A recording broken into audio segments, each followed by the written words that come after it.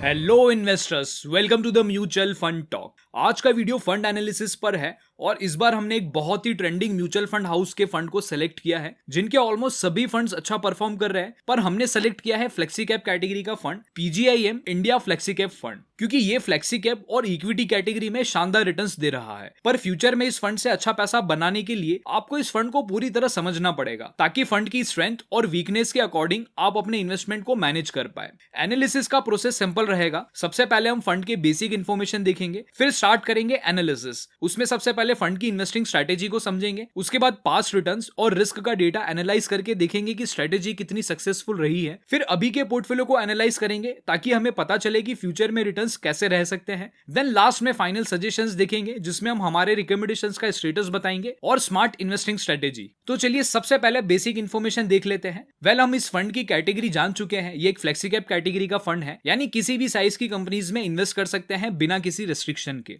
Fund 2015 में launch हुआ है और अब तक अच्छा खासा इन्वेस्टमेंट इस फंड में आ गया है जो कि 2400 करोड़ से भी ज्यादा है। एक्सपेंस रेशियो देखते हैं तो रेगुलर फंड्स में 2.28% है और डायरेक्ट में 0.21%। इन्वेस्टमेंट के लिए अगर एसआईपी करना चाहते हैं तो मिनिमम 1000 रुपीज से स्टार्ट कर सकते हैं और वन टाइम के लिए 5000 रुपीज मिनिमम है। चार्जेस देखें तो अगर 90 डेज से पहले रिडीम करने पर 0.5% कटेगा, लेकिन 90 डेज के बाद किसी भी तरह के चार्जेस नहीं है। इस फंड के मैनेजर है मिस्टर अनिरुद्ध नाहा, जिनको 18 इयर्स का एक्सपीरियंस है। इनका प्रीवियस एक्सपीरियंस पोर्टफोलियो मैनेजर का भी है, इसलिए इनका पोर्टफोलियो मैनेजमेंट अच्छा होगा। और इनके एक्सपर्टाइज की बात करें तो ये मिड कैप स्टॉक्स के लिए स्पेशलिस्ट है। फंड की इंफॉर्मेशन के बाद अब एनालिसिस स्टार्ट करते हैं। चलिए पहले इस फंड की इन्वेस्टिंग स्ट्रेटेजी को समझते हैं, क्योंकि स्ट्रेटेजी ही किसी भी पोर्टफोलियो का कोर होता है जिस पर परफॉर्मेंस डिपेंड करता है। देखिए, इनकी स्ट्रेटेजी है हर तरह की कंपनीज को प्रेफर करना, चाहे वो स्मॉल हो या लार्ज, पर वो फंडामेंटली बहुत ही स्ट्रांग होनी चाहिए। इसका मतलब कंपनी के हिस्टोरिकल और करंट फाइनेंशियल रिकॉर्ड्स अच्छे होने चाहिए। इसी के साथ इनमें सेक्टर लीडर्स का भी कॉम्बिनेशन हो, यानी strong fundamentals plus strong sector leaders.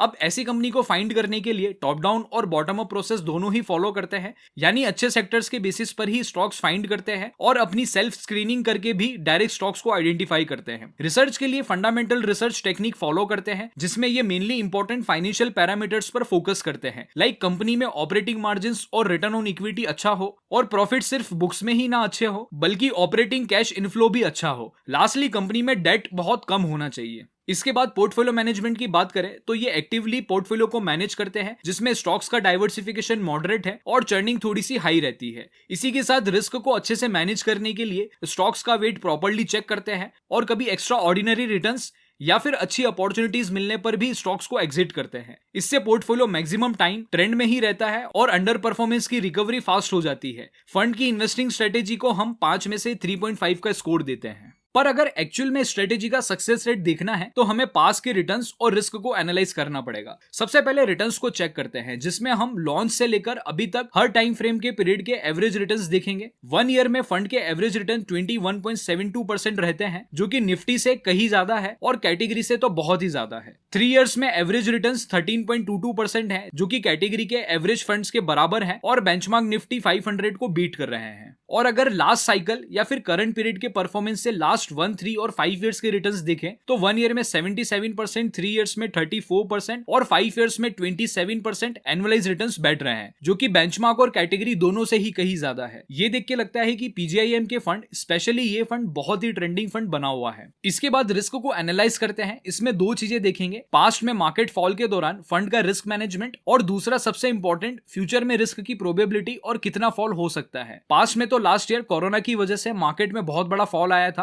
और निफ्टी 500 उस समय 36.87% तक गिर गया था और इसी के साथ फंड में भी फॉल बेंचमार्क से थोड़ा सा कम रहा था, जो कि 33% है। लेकिन जब रिकवरी की बात आई तो फंड ने जल्दी ही पोर्टफोलियो को अच्छे से मैनेज कर जुलाई में ही पूरा लॉस रिकवर कर लिया, जहां बेंचमार्क की रिकवरी नवंबर तक हुई है। अब अगर फ्यूचर में रिस्क की बात करें तो हमें ये देखना पड़ेगा कि मार्केट फॉल की कितनी पॉसिबिलिटी है। वेल, इसके लिए हम रेफर करते हैं एमएमआई इंडिकेटर। इसका मतलब है मार्केट मूड इंडेक्स इंडिकेटर। ये साइंटिफिकली एल्गोरिदम पर बना हुआ है जो करंट मार्केट का सेंटीमेंट बताता है, जिससे हम फ्यूचर का ट्रेंड पता कर सकते हैं। इसकी सबसे खास बात है इसकी एक्यूरेसी, जो कि 88% टाइम सही इंडिकेट करता है। देखिए इसमें 4 सेक्शन है, एक्सट्रीम फियर, फियर, ग्रीड और एक्सट्रीम ग्रीड। यानी जब भी इंडिकेटर एक्सट्रीम फियर बताता है तब समझो कि मार्केट में बहुत फियर है और उसके बाद मार्केट ट्रेंड अप होने वाला है। वैसे ही जब सिचुएशन एक्सट्रीम ग्रीड की होती है तब ये राइटली एक्सट्रीम ग्रीड इंडिकेटर ही शो करता है और तब मान लो मार्केट में फॉल आने वाला है और ट्रेंड डाउन हो जाएगा। पर जब भी इंडिकेटर फियर और ग्रीड पर हो तो उसका इंटरप्रिटेशन डिपेंड करता है कि नीडल किस सेक्शन से आ रही है। जैसे अगर नीडल एक्सट्रीम फियर से फियर और ग्रीड की तरफ जा रही है तो समझो पॉजिटिव मार्केट है और अप ट्रेंड का कंफर्मेशन मिल रहा है। सो आप फियरलेस और कॉन्फिडेंस के साथ इन्वेस्ट कर सकते हैं।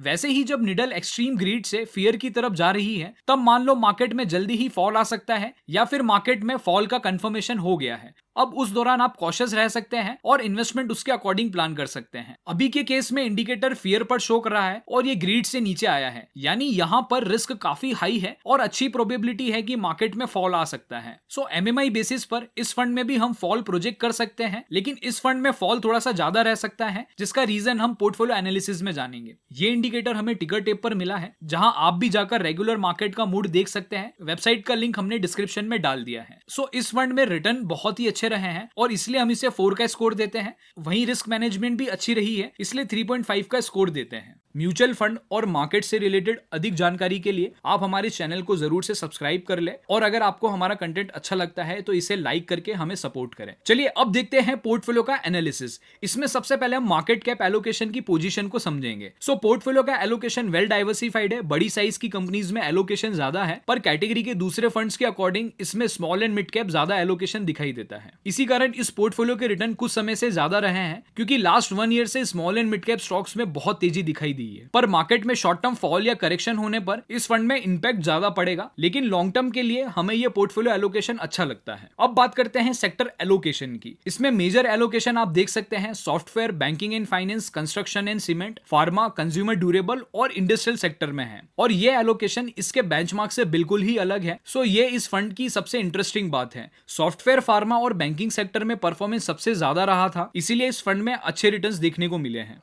लेकिन अभी कंस्ट्रक्शन और रियल्टी सेक्टर में एलोकेशन पोर्टफोलियो में बढ़ रहा है, जो कि अभी के ट्रेंडिंग सेक्टर्स हैं। इसी के साथ ऑटो सेक्टर्स में भी स्टॉक्स की परफॉर्मेंस इंप्रूव हो रही है, लेकिन इसमें फंड का फोकस इतना नजर नहीं आता है। ओवरऑल हमें अभी भी पोर्टफोलियो का सेक्टर एलोकेशन अच्छा लगता है, क्योंकि कोर सेक्टर्स के अलावा ट्रेंडिंग और सिक्लिकल सेक्टर्स में भी अच्छा खासा एलोकेशन दिया गया है।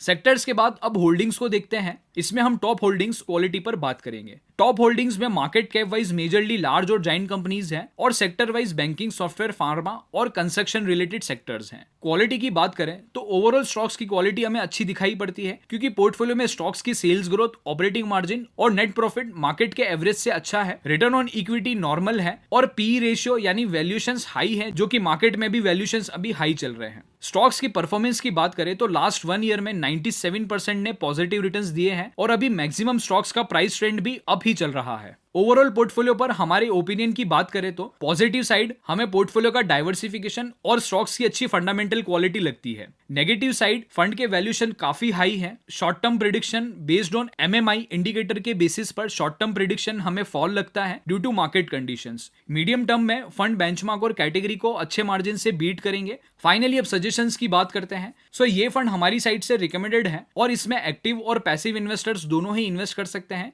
इन्वेस्टमेंट का टेन्योर एटलीस्ट 3 इयर्स का होना चाहिए, रिस्क प्रोफाइल मीडियम होनी चाहिए और टॉलरेंस लेवल मैक्सिमम 15 से 20% नेगेटिव रिटर्न्स का होना चाहिए अगर मार्केट में फॉल आता है तो। लास्टली स्ट्रेटेजी की बात करें तो अभी बस एसआईपी मोड से ही इन्वेस्टमेंट करना है, जब तक मार्केट में अपॉर्चुनिटी अच्छी नहीं मिलती है तब तक। सो गाइज ये था PGIM India flexi cap fund का एनालिसिस। अगर इससे रिलेटेड आपके कोई सवाल है तो आप हमें कमेंट करके पूछ सकते हैं।